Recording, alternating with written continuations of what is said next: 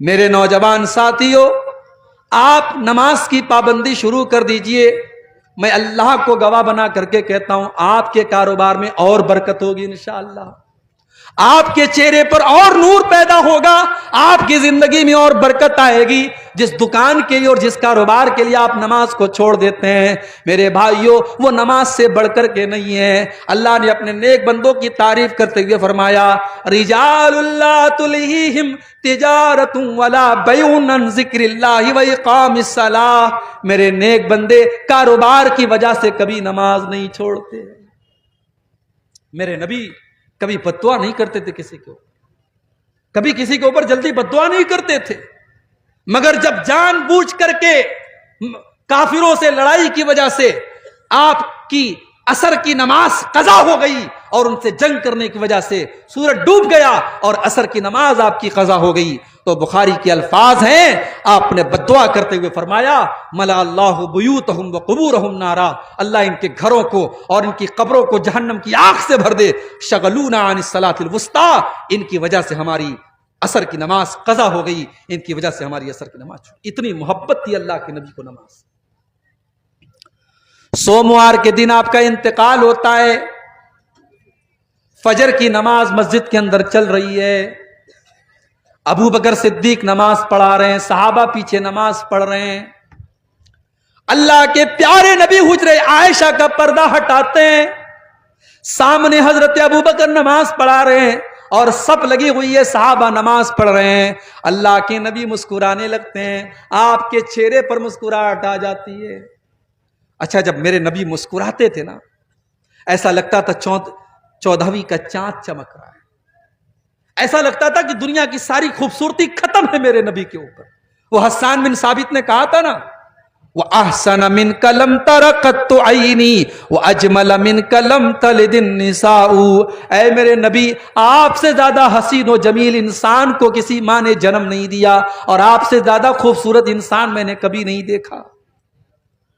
یوسف علیہ السلام کو مصر کی عورتوں نے دیکھا تو اپنے ہاتھ کاٹ لیے تھے. سوچو اگر انہوں نے میرے نبی کو دیکھا ہوتا تو کیا حال ہوتا. میرے عزیزوں، اتنے خوبصورت تھے اللہ کے نبی. آپ نے صحابہ کو نماز پڑھتے ہوئے دیکھا، آپ کے چہرے پر مسکراہٹ آ گئی. یہ مسکراہٹ کیوں تھی؟ یہ سکون کی علامت تھی، یہ پہچان تھی کہ میری امت میرے بعد بھی اپنے مشن پر قائم ہے، میرے بعد بھی نماز چل رہی ہے، میرے جانے کے بعد بھی میرے صحابہ نماز پڑھتے رہیں گے.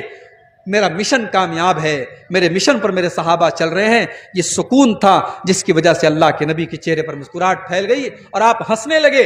اور صحابہ کہتے ہیں کہ ہمیں نماز کی حالت میں یہ محسوس ہو گیا کہ اللہ کے نبی حضرت عائشہ کے حجرے کے دروازے پر کھڑے ہیں اور مسکرا رہے ہیں. صحابہ نے کہا ہمیں ڈر ہوا کہیں ہم نماز چھوڑ کے بھاگ نہ جائیں، ہم پیچھے ہٹنے لگے. اللہ کے نبی نے اشارہ کیا کہ نماز کو کنٹینیو رکھو، اور اس کے بعد آپ نے پردے کو دوبارہ گرا دیا اور اس کے بعد آپ کا انتقال ہو گیا. یہ آخری دیدار تھا جو اللہ کے نبی کا صحابہ نے دیکھا تھا. تو نبی کی آنکھوں سے تب بھی آنسو آئے تھے. ایک دو واقعہ اور سنا کر کے بات میں ختم کرتا ہوں، رات کے 1:30 بج رہے ہیں. ایک اور موقع پر اللہ کے نبی کی آنکھ سے آنسو آئے تھے. بڑے غور سے سنیں، ہماری مائیں بہنیں اس واقعے کو سنیں. ایک صحابی اللہ کے نبی کے پاس آتے ہیں، صحیح ابن حبان کی صحیح روایت ہے، اے اللہ کے نبی، ہم دور جاہلیت میں بہت سارے غلط کام کرتے تھے، بتوں کی پوجا کرتے تھے، مردار کھایا کرتے تھے. اے اللہ کے نبی، انہی غلط کاموں میں سے ایک کام یہ بھی تھا وَنَقْتُلُ الْأَوْلَادَ کہ ہم اپنے بچوں کو قتل کر دیا کرتے تھے، اپنے بچوں کو مار ڈالا کرتے تھے، ہم بیٹیوں کو قتل کر دیتے تھے. اے اللہ کے نبی، میری ایک بیٹی تھی، مجھ سے بہت پیار کرتی تھی. کلما دعوتها اجابت، جب میں اس کو بلاتا تھا وہ دوڑی دوڑی میرے پاس آتی تھی. اے اللہ کے نبی، ایک دن میں نے اپنی بچی کو بلایا، وہ دوڑی دوڑی میرے پاس آئی، میں نے اس کا ہاتھ پکڑا اور گھر کے باہر لے کر کے چلا. کچھ دور چلا، کچھ دور گیا، ایک کنویں کے پاس پہنچا. جب میں کنویں کے پاس پہنچا، میری معصوم بچی میرے دل کی پلاننگ سے بے خبر تھی، میں نے کنویں کے پاس پہنچ کر کے فَتَرَدَّيْتُهَا فِي الْبِيرِ، میں نے اس کنویں کے اندر اپنی بیٹی کو ڈھکیل دیا۔ اے اللہ کے نبی، میں نے اپنے انہی ہاتھوں سے اپنی بیٹی کو اس کنویں کے اندر ڈھکیل دیا، اور آخری لفظ جو میری بیٹی کی زبان سے نکل رہا تھا، جو آج بھی میرے کانوں میں گونجتا ہے، میری بیٹی کہہ رہی تھی یا ابتا، یا ابتا، اے ابا جان میرا قصور کیا ہے، اے ابا جان میری غلطی کیا ہے، اے ابا جان میرا اپرادھ کیا ہے، مجھے کس جرم کی سزا آپ نے دی ہے۔ اے اللہ کے نبی، میری بیٹی میرے ہاتھوں سے مر گئی، اپنے انہی ہاتھوں سے میں نے اپنی بیٹی کا مرڈر کر دیا۔ اے اللہ کے نبی، میرے سارے گناہ تو اللہ تعالیٰ معاف کر دے گا، کیا میرا یہ گناہ بھی معاف ہو جائے گا؟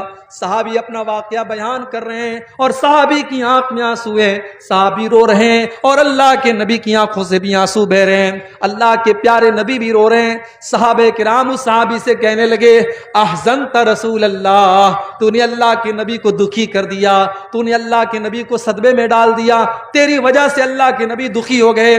اللہ کے نبی نے فرمایا نہیں نہیں، اس کو اپنے دل کا درد بیان کرنے دو، اس کو اپنے دل کی بات کہہ لینے دو۔ صحابی نے پورا واقعہ سنایا اور کہا اے اللہ کے نبی، کیا میرا یہ گناہ بھی معاف ہو جائے گا؟ اللہ کے نبی نے فرمایا کہ ہاں، اسلام میں آنے کے بعد پہلے کے تمام گناہ معاف ہو جائیں گے، اب یہاں سے تم ایک نئی زندگی شروع کرو، تمہارا یہ گناہ بھی معاف ہو جائے گا۔ میری پیاری ماں اور بہنوں، اسلام وہ دین ہے اور میرے نبی وہ نبی ہیں جنہوں نے آپ کو جینے کا حق دیا ہے۔ اگر صرف اس بات کو آپ سمجھ لیں تو آج کوئی عورت یہ نہ کہے کہ اسلام نے ہم کو کیا دیا ہے، اسلام میں تو بڑی پابندیاں ہیں۔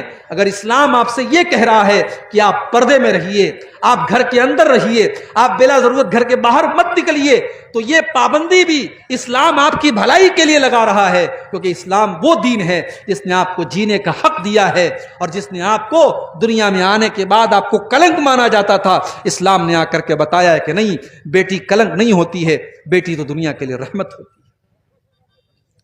ایک اور موقع پر اللہ کے نبی کی آنکھوں سے آنسو آئے تھے، اور یہ آخری واقعہ ہے، میں اس کو سنا کر کے بات ختم کرنے جا رہا ہوں۔ یہ روایت بھی صحیح ابن حبان کے اندر موجود ہے۔ اللہ کے نبی ایک دن گھر سے نکلتے ہیں، بھوک سے بے حال ہیں آپ، کئی دن سے کھانا آپ کو نہیں ملا ہے، بھوکے ہیں آپ، باہر نکلے، دوپہر کا ٹائم ہے، ابو بکر صدیق سے ملاقات ہوئی، عمر فاروق سے ملاقات ہوئی۔ اے ابو بکر، اتنی دوپہر میں کیا کر رہے ہو؟ اے عمر کیا کر رہے ہو؟ اے اللہ کے نبی، ما اخرجانا الا الجوع، ہم لوگ تو بھوک سے بے حال ہو کر کے نکلے ہیں۔ اللہ کے نبی نے فرمایا اے ابو بکر، اے عمر، میں بھی بہت بھوکا ہوں، اور اللہ کی قسم بھوک سے بے حال ہو کر کے نکلا ہوں۔ کہ چلو ہم لوگ ابو ایوب انصاری کے گھر چلتے ہیں۔ یہ ابو ایوب انصاری کون تھے؟ یہ اللہ کے نبی کے وہ صحابی تھے جو اللہ کے نبی جب مدینہ پہنچے تو سب سے پہلے انہی کے گھر میں آپ نے قیام کیا تھا، اور یہ اللہ کے نبی سے بہت محبت کرتے تھے، اور اللہ کے پیارے نبی روزانہ ان کے گھر میں ایک ٹائم جاتے تھے، اور یہ کچھ نہ کچھ ناشتہ پانی اللہ کے نبی کو کراتے تھے۔ لیکن آج دوپہر کا ٹائم تک کھانے کا ٹائم تھا، اللہ کے نبی اپنے دونوں صحابی کو لے کے، حضرت ابو بکر کو لے کے، حضرت عمر کے لے کے ان کے گھر پہنچے۔ دروازہ کھٹکھٹایا، ابو ایوب انصاری گھر میں نہیں تھے، ان کی بیوی ام ایوب تھی، انہوں نے دروازہ کھولا، اللہ کے نبی کو دیکھا، اللہ کے رسول کو دیکھ کر کے وہ ویلکم کرنے لگی، مبارکباد دینے لگی، مرحبا برسول اللہ، اے اللہ کے نبی آپ کا آنا مبارک ہو، خوش آمدید، ویلکم، اے اللہ کے نبی آپ کا آنا مبارک ہو، آپ کے ساتھیوں کا آنا مبارک ہو۔ آپ نے پوچھا کیا ابو ایوب انصاری گھر پر ہیں؟ کہا نہیں، وہ تو کھیت میں کام کر رہے ہیں۔ اتنا سننا تھا، ابو ایوب انصاری کو بھی بھنک لگی، وہ دوڑے دوڑے گھر میں آئے، اے اللہ کے نبی کیا بات ہے، آج دوپہر کے ٹائم آپ ہمارے گھر میں آئے ہیں، آپ کا آنا مبارک ہو، بتائیے میں کیا خدمت کر سکتا ہوں؟ اے ابو ایوب، بہت تیز بھوک لگی ہے، کچھ کھانے کا لاؤ۔ ابو ایوب انصاری باغ میں جاتے ہیں اور کھجور کا ایک گچھا توڑ کر کے لاتے ہیں، کھجور کا ایک گچھا توڑ کر کے لاتے ہیں، اس میں کئی طریقے کی ورائٹی ہے کھجوروں کی، اس میں تر کھجور بھی ہے، اس میں سوکھی کھجور بھی ہے، اس میں چھوارا بھی ہے، اس میں کئی طریقے کی کھجوریں وہ لا کر کے اللہ کے نبی کے سامنے رکھ دیتے ہیں، ٹھنڈا ٹھنڈا پانی لا کے رکھ دیتے ہیں۔ اے اللہ کے نبی گوشت کھائیں گے؟ ہاں کھا لیں گے۔ اے اللہ کے نبی بکری ذبح کر دوں؟ ہاں کر لو، لیکن دودھ والی بکری مت ذبح کرنا۔ ابو ایوب انصاری جاتے ہیں اور ایک بکری ذبح کرتے ہیں اور آدھی بکری کا گوشت بھون دیتے ہیں اور آدھے کا سالن بنا لیتے ہیں۔